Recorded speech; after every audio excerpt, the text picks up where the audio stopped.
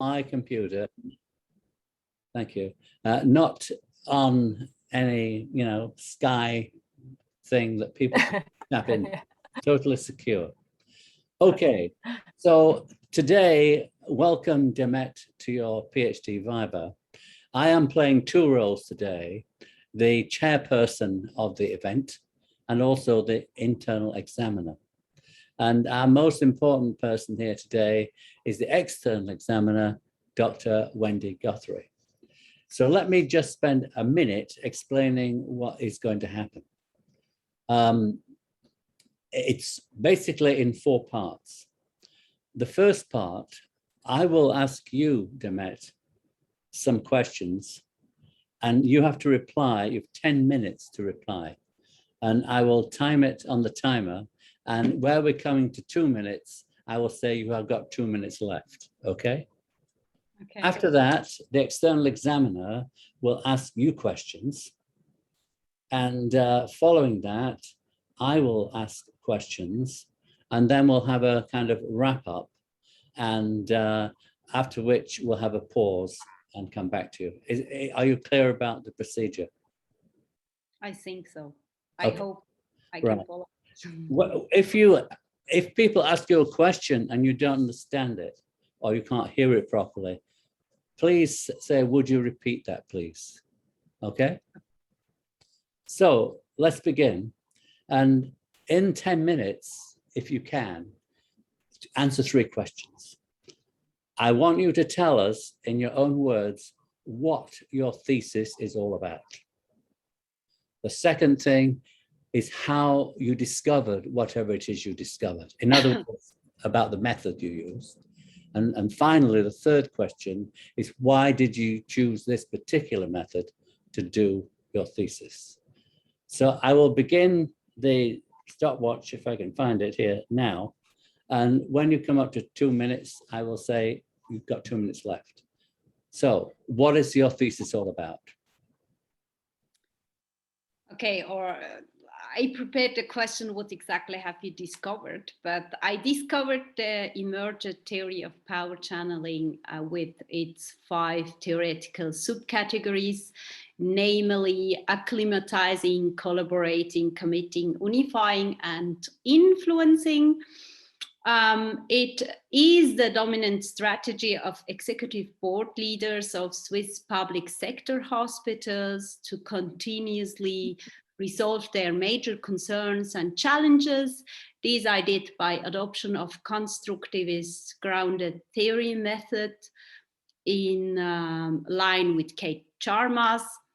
The empirical context was the public sector hospital, public hospital sector, in Switzerland.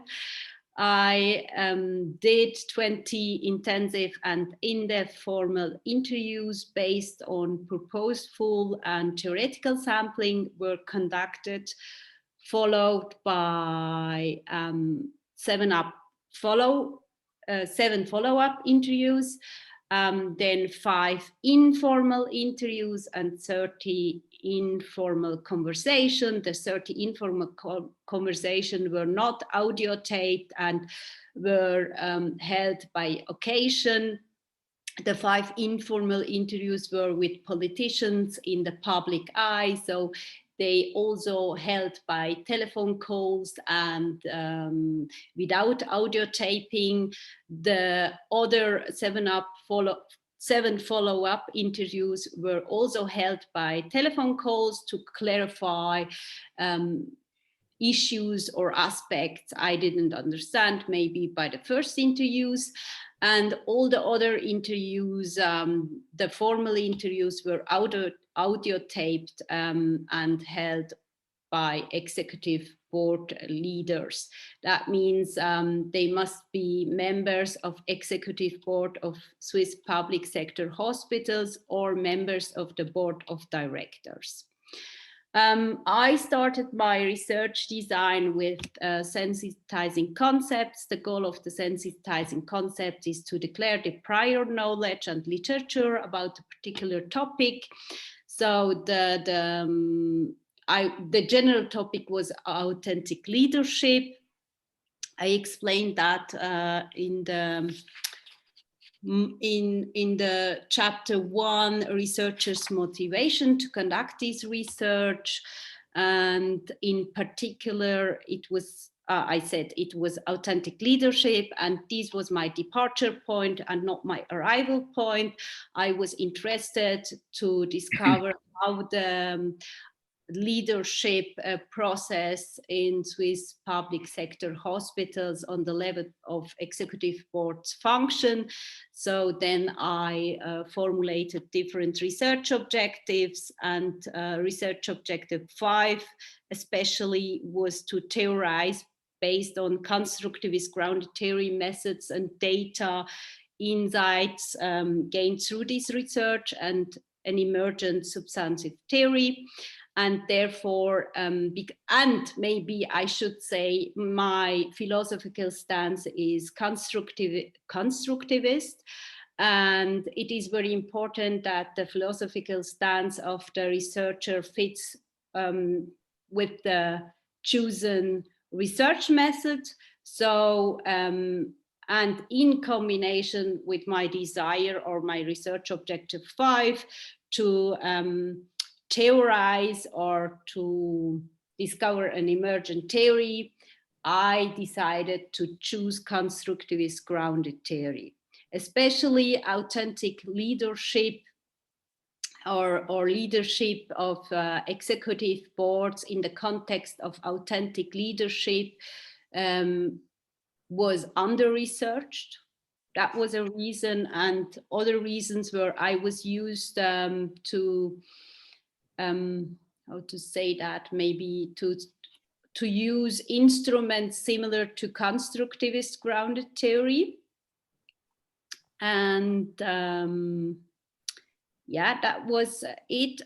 And maybe I should come back because I forget to say that I discovered also when I did the literature review that authentic leadership is not very empirically robust because it is based on conjecture and deductive hypothesis.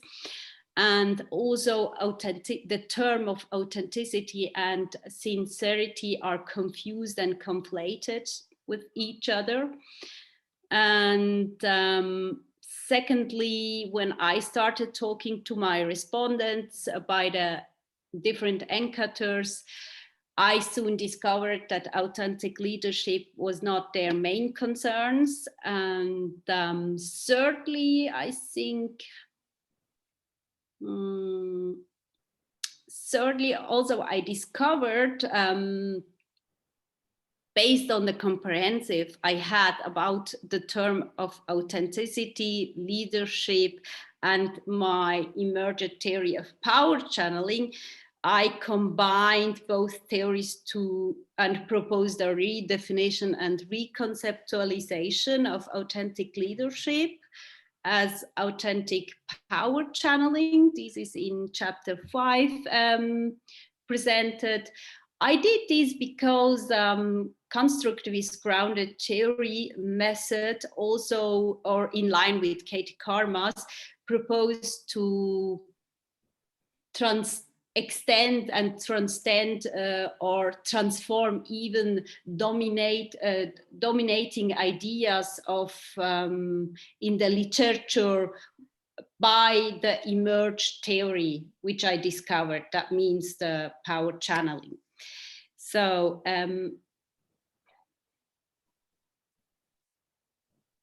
I'm not sure, can you repeat the question 2 and 3 maybe? Yes, so check if I forgot 3 questions. What have you discovered? I think you've told us that.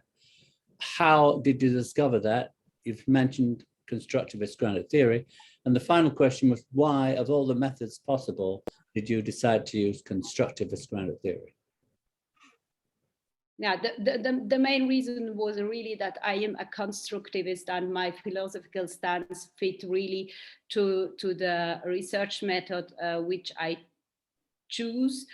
And the research method which I choose is very appropriate or suitable for a phenomenon which is not, which is under research, and Swiss public sector hospitals, or the executive board leadership at Swiss public sector hospitals were not researched enough. I couldn't find any qualitative publications about. I interrupt you to say there's 2 minutes left. You can stop now or carry on, up to you. Yeah, I can stop now. I think Well, I said. I will use chairman's privilege to ask you another question. I believe you've a teenage son. What would you say to your teenage son if he said, "Mummy, what is your research about?" He's never led any leadership literature. He just wants to know. How would you describe what you've found in simple terms? I discovered how executive board leaders continuously resolve their main concerns. The dominant strategy they use to resolve their main concerns.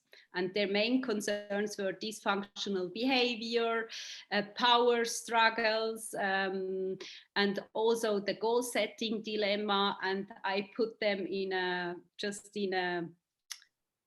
model to show the conditions, causes, and contingencies. Contingencies were the strategy, how they could resolve these problems and achieve common goals. I think that's easier. Okay. Now I'll move on to the third section, where Dr. Guthrie will ask you questions about your thesis. Okay. Well, the first one that comes to mind is it would be really helpful for me to understand a little bit more about how you operationalized the constructive grounded theory method that you've chosen. So if you could maybe start by explaining what you did. Okay. I conducted first purposeful sampling for the interviews that I did at the beginning, and then after this first stage, I coded after every interview that initial codes. Later on, the method incorporates the necessity of go for and back, because always you compare data with data, codes with codes, sometimes concept to data, concept to codes, or concept with concepts. That I will explain later, but I did the 5 first interviews. That was my initial phase. And then in the second phase, I used theoretical sampling. And then in a third phase, I built the theoretical concepts to, or maybe how explain that. The third was, the third phase was important because data saturation occurred. So, and after each interview, I coded the data, then I write always memos. Sometimes after another encounter or another interview or conversation, I again go back to another memo and how to say that, transform it with the new insights. I actualized all the time these memos. Also, the memos were very important to compare or to use the constant comparative method. This is, I think, very important to say. And then, with it comes, Maybe if we could go back to the phase 1 and asking about these first 5 interviews. How did that work? What were you using these first 5 interviews for? And how did you use that as a launch pad to go forward? Okay, the first 5 interviews. Perhaps in terms also of, I read that you are focusing on the top level leadership. So maybe a little bit about how you purposefully sampled these people who was it you asked, and what was their motivation a little bit to take part? Yeah, I think the most important thing in this context is it is very difficult to get CEOs or board of directors, because all of them are in the public eye. So they need to trust me and are willing to communicate also their major concerns, because their major concerns could be also issues which they would not have that in the public eye, or even the information goes out. So trust was a very, very important issue, or the main issue to get these people. That means I worked in these in the research side in the healthcare market. So I was myself a CEO of a public, or of 2 public sector hospitals. So the people know me from there.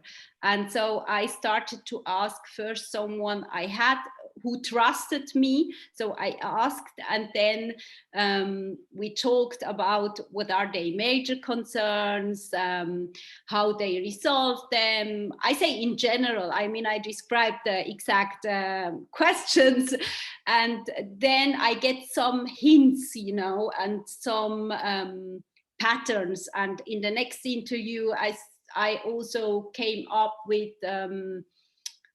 these hints, with this pattern, and asked, did you ever experience something like that? What are your major concerns? And it's getting more tense, or more compromised, the hints, the little hints. So after that, the theoretical sampling was much more about who can give to a particular topic which I encountered, or which I discovered in these encounters, the appropriate informations. I mean, also I need, the people need to trust me, that's sure. That's all my interview partners must trust me, because if they didn't trust me, if they did not have the feeling that I will understand them, that I talk the same jargon or the same language as they, so they will not maybe enjoy the meetings or the conversations. Okay, and I guess in the constructivist approach, you're very conscious then of what it is they're telling you in terms of your position relative to them, in terms of the power and that type of data. And with that in mind, how did that impact your decisions about sampling?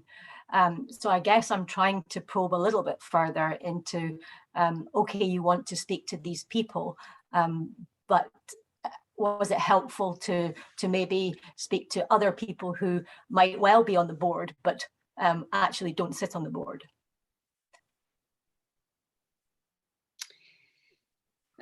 Yeah, maybe the issue of power and the issue of my position. I mean, the people to whom I talked, they knew also that I had also my failures in healthcare markets. So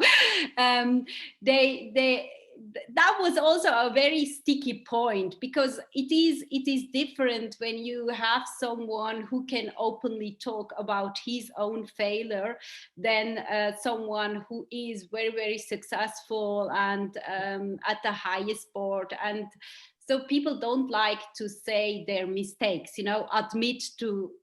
Sure. And that was a problem. I think in my case, it was an advantage. My failures, I was in a very young age on a CEO level, and I didn't fail directly, but the people knows from me that I feel like I failed. So therefore it was for them easier. And at the point when I started with the interviews, I was a former CEO. I was no more a CEO in the public sector hospital market. So I was in the healthcare market, but no more in public sector, public hospital sector. So that made it also much easier. And then maybe your the part of your question, you said, isn't it better, or isn't it maybe more advantage, or if I talk to people who are not already at the top level? Yeah, I think the point is,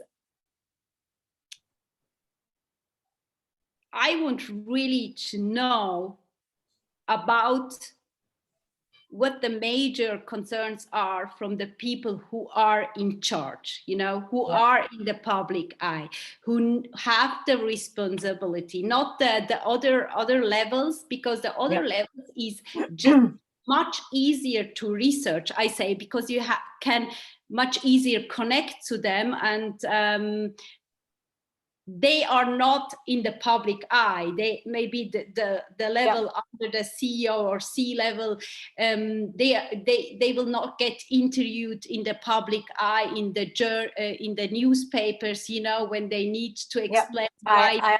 I understand the rationale. So shall we move on to looking a bit more about the development of the subcore variables and how that has developed in the process of doing your PhD, in whatever way you want to approach that, Demet?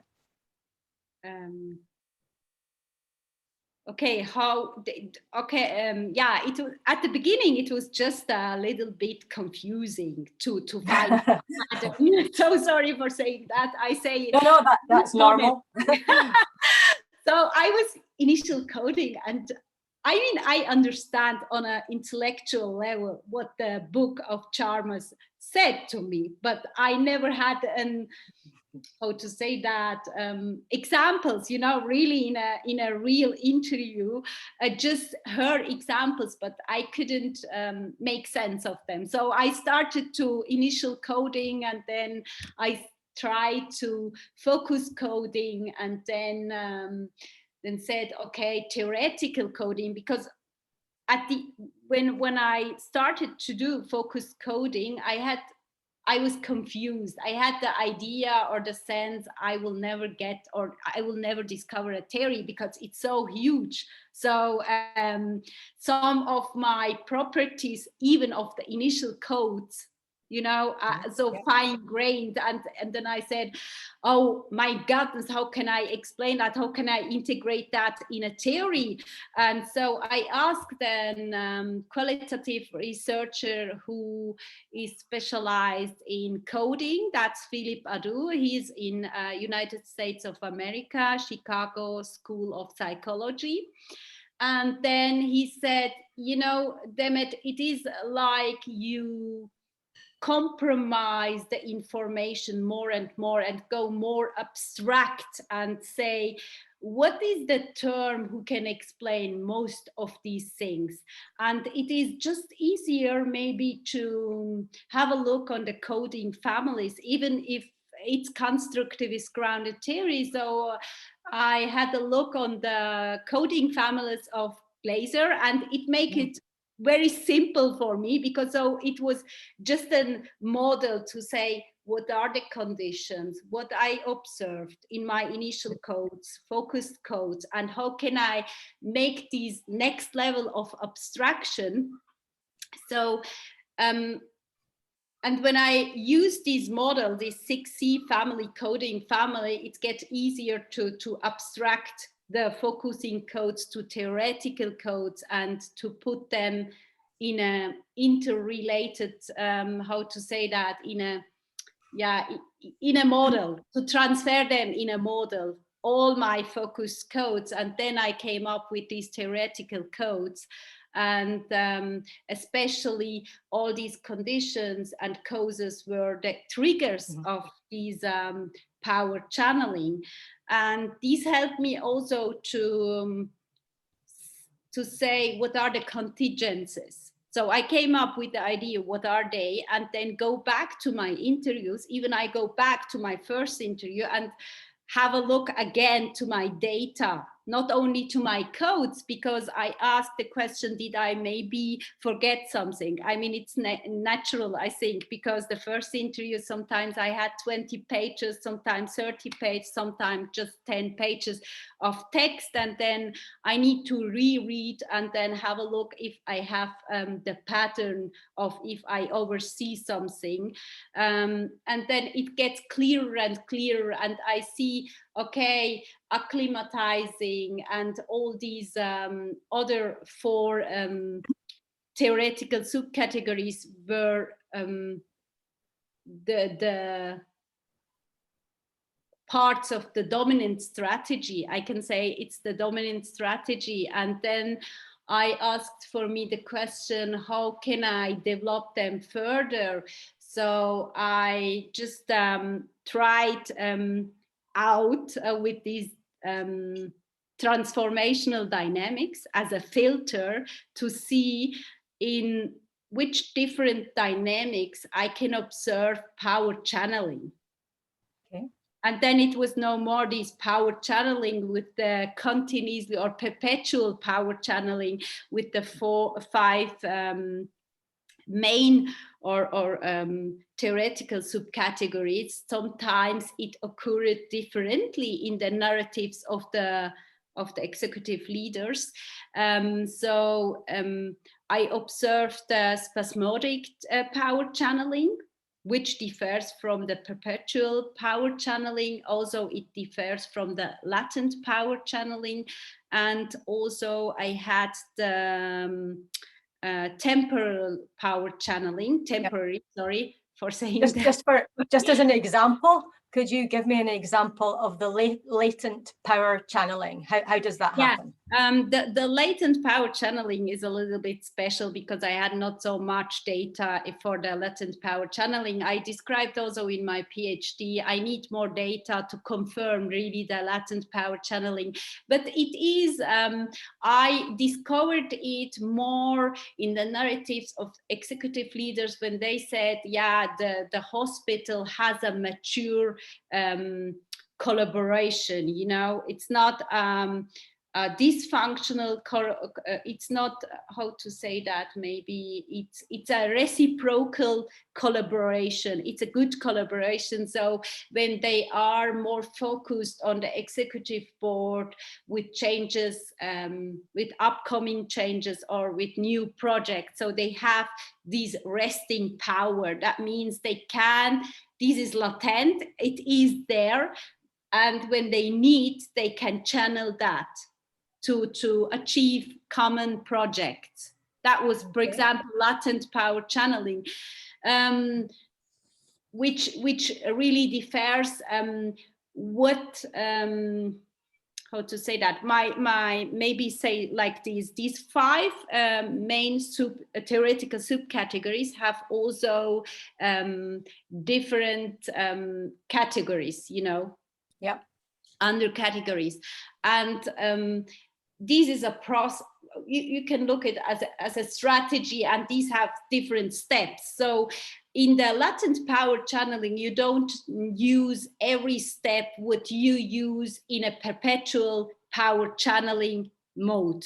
So that makes the difference of these different dynamics. I mean, I don't know by heart. No, but perhaps one useful question, Demet, would be, could influencing, for example, be raised up a level to explain how these executives manifest leadership or whatever it is they do in their daily interactions, as well as power channeling?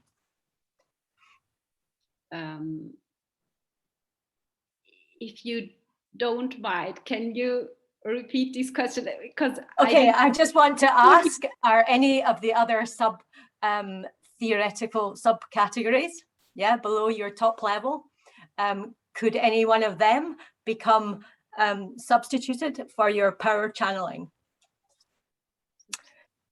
as an overarching theoretical framework to be looking through? So looking through a different lens, perhaps. That's all I'm asking.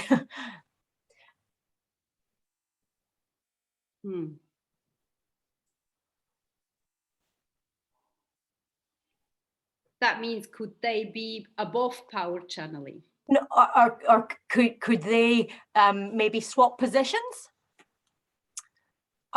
You know?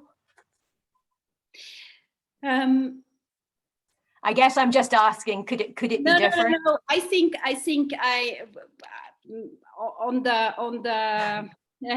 on this Zoom meeting, I can maybe not show directly, but if you have a look on the pictures of these different dynamics, yes, sometimes you start with acclimatizing. This is always there because you need to connect with the people and communicate on the board. It is not possible to do any project without communication, so that's always there.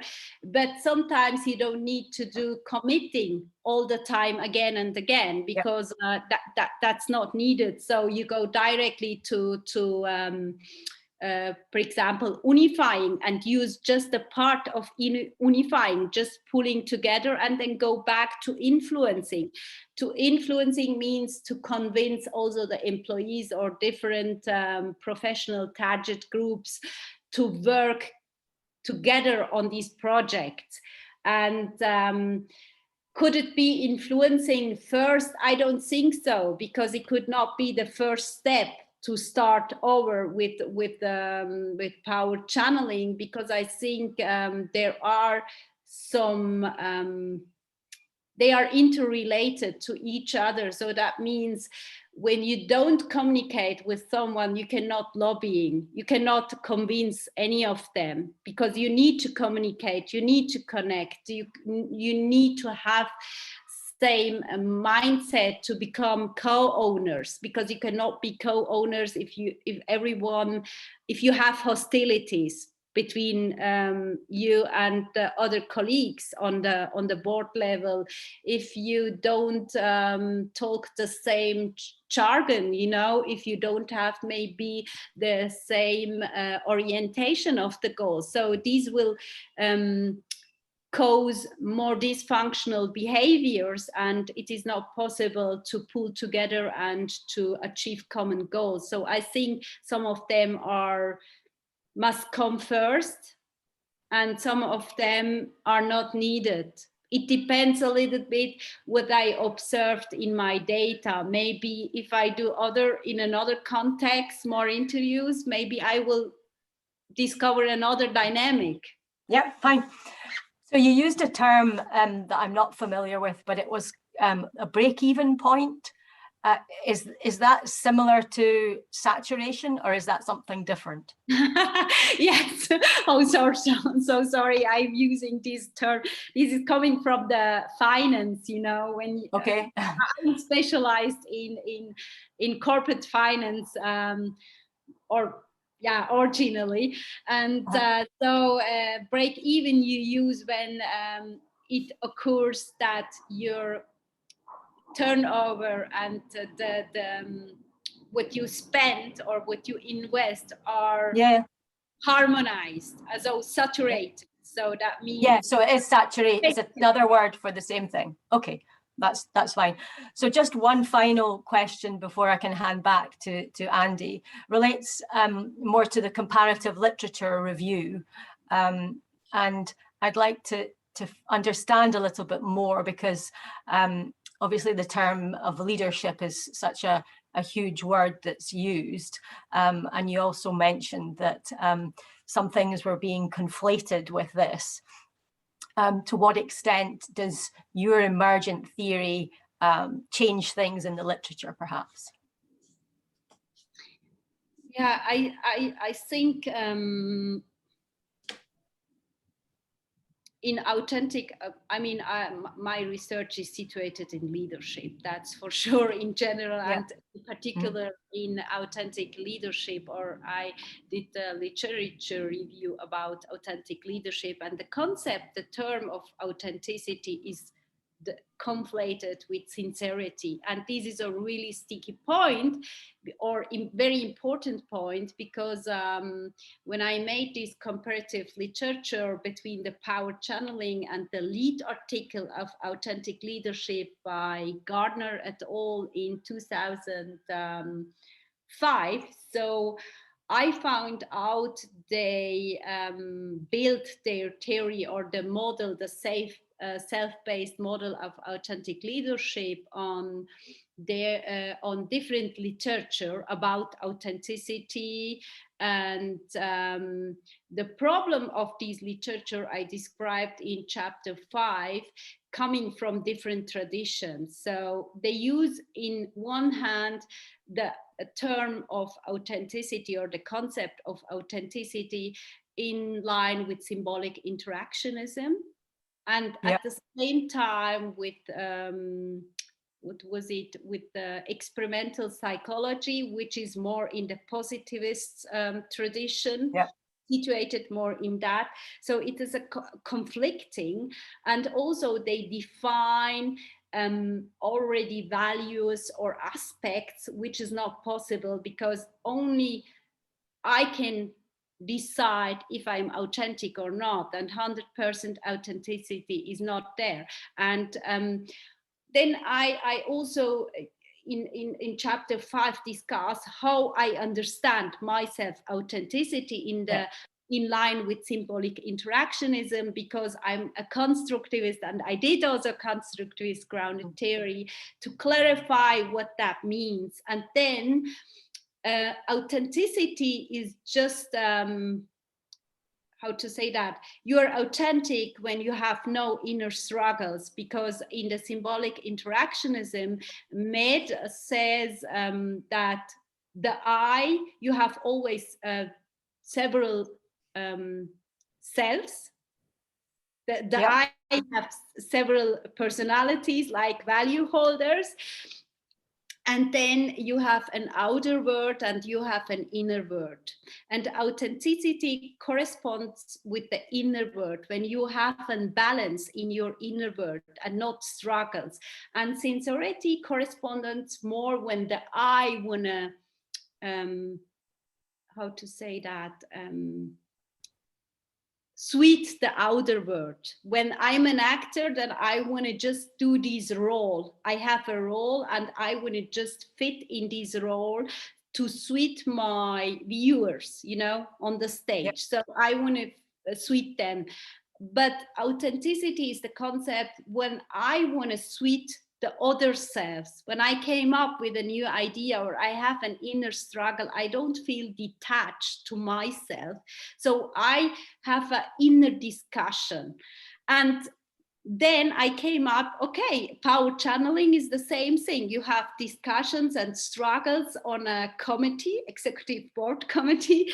So then you, with the help, or with using the dominant strategy of power channeling, you can resolve these concerns. And if I have inner struggles, so my main concern is also to resolve these inner struggles, because I have that with my other selves. So I combine them to say maybe it's gonna work out. So I call it authentic power channeling, to resolve my inner struggles, or to resolve, I mean, yeah. Okay. Just one final question before I let you off the hook, Demet, is to do with that idea of authenticity. To what extent did you actually come across that term volunteered by your interviewees? Was that an in vivo code, as we might say, you know, that they talked about that? Or was that something that was maybe preconceived by yourself and your own experiences that then you followed up? Exactly. That was very, very interesting.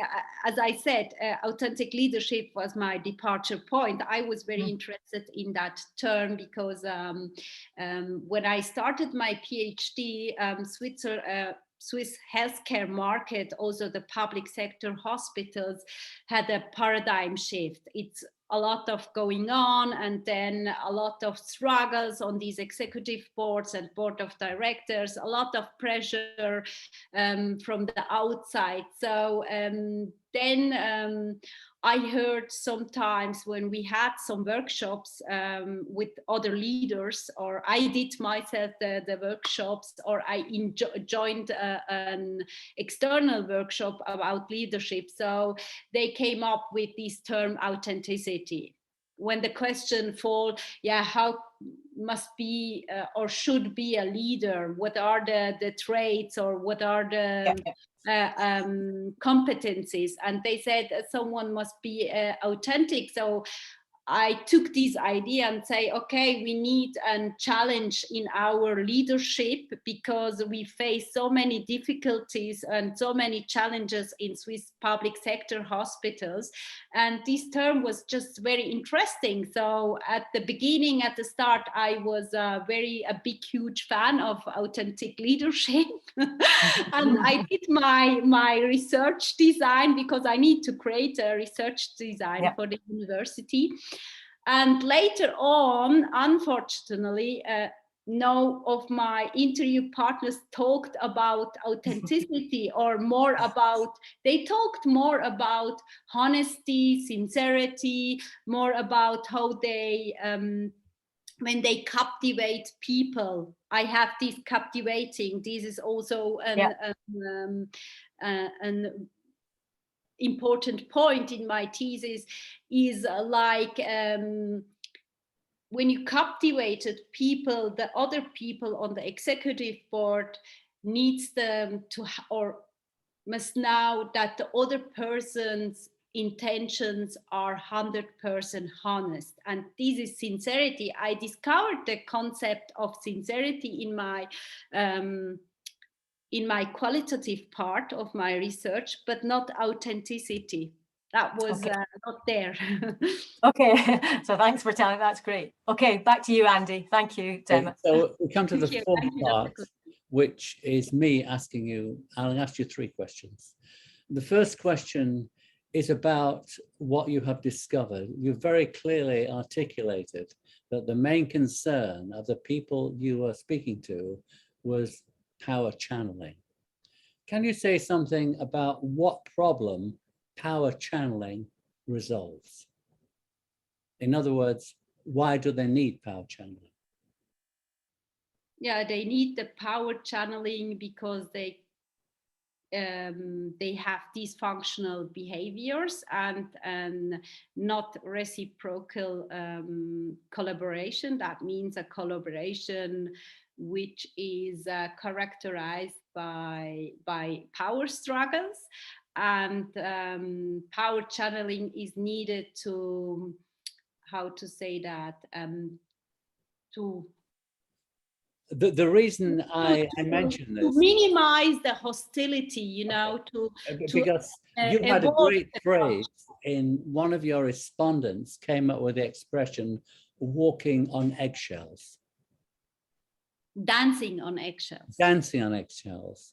And so do they need power channeling in order to help them dance on the eggshells? Yeah, I think dancing on eggshells was a concept, which means it is very difficult to talk to these chief physicians, you know, to suit them, it is more an issue of diplomacy, you know, very diplomatic you should be, and you should be very careful, and you need gloves to touch them and to motivate them. That's like dancing on the eggshells. And I think power channeling helps, because it is a strategy which helps to evolve a V culture, who evolve behavior dialect, I say. This means if the executive board members go through this process and apply that the perpetual power channeling in long term. So they can develop a climate which they have really a V culture, which is no more so difficult. So they can bridge the difficulties of the different socialization background. Socialization, yes, I don't know if I pronounce it correctly, but the chief physician have a different socialization background than maybe the economics, the CEO or the CFO, which drive from another socialization background. Also nurses have another socialization background. And I discovered in my PhD thesis that these different backgrounds is a problem, is a challenge, is a major concern. And to create a V culture, you need the same values, you need the same norms, and you need a code of conduct, which is like a compass which align you during your actions, you know, on the executive board. I think, yes, power channeling helps to get rid of these dancing on eggshells, or minimize these dancing on eggshells. I think it will always happen that you have these maybe a major change on the healthcare market, and people, then you need to change your goals, and then maybe you need to negotiate again the goals, and it will happen all the time that you have some dysfunctional behavior. You know, you cannot say after power channeling strategy, you use it in the long term and you have no more dysfunctional behavior. Everything is perfect. Negotiation is perfect. You work really because you have also personal changes. And I think, yes, it helps. I have to ask you another second question. Is where would you say the contribution of your thesis is stronger? Is it stronger in advice to senior managers, or is it more influential to academics working in the area of leadership? I would say both. I would say clearly both. I think in an academic context, I'm happy to present through my analysis and using the constructivist grounded theory method, what's going on in the real field, you know, what is really there, and what are the triggers of power channeling, and really fine-grain these dysfunctional behaviors explained on real examples, and by the narratives, by really real executive leaders. And it is not based on assumptions, it is really grounded on the data. And that is, I think, really important, that it can maybe change, I don't know, the academics, you know, it can change their view of leadership, and maybe it can augment the motivation to look to leadership from a collective perspective. Not only a single leader is there and who pulls, who run a hospital or another. So my final question is with regard to what's called hindsight. In other words, you've done a thesis. If you were to roll time back, what would you do differently, and why? Oh, I would I would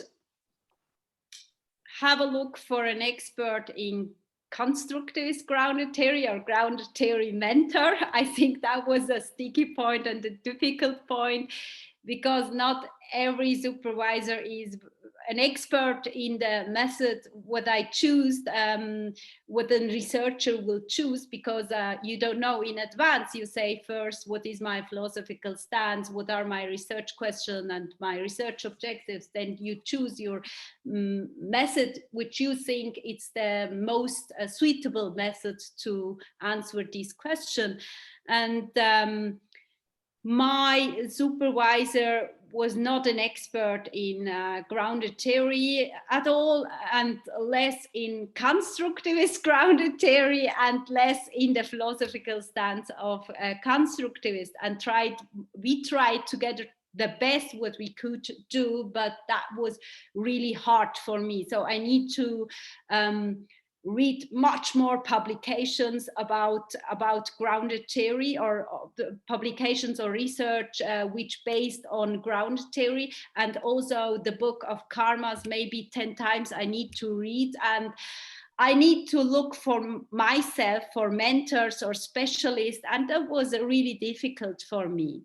If I will do it again, I will take part on a maybe specialized seminar or lessons in how doing grounded theory correctly from the beginning to the end, and not struggle so much as I did.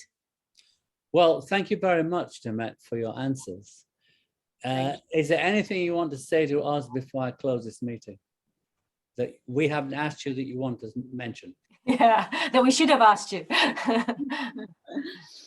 Thank you very much, Dr. Guthrie, for your time. My pleasure. Very interesting topic. Thank you very much. Yeah, that's all. And good luck with the real thing. So with the real thing, there will be a pause in the proceedings, and you'll go for a cup of coffee or something. Okay. In half an hour or whatever it is, they'll call you back. So we're going to do that now. I'm going to pause the proceedings and get back to you in about 10 minutes because we're all very busy people and such. So thanks for your contribution. I will now turn off the recording if I can find the button. Here we are.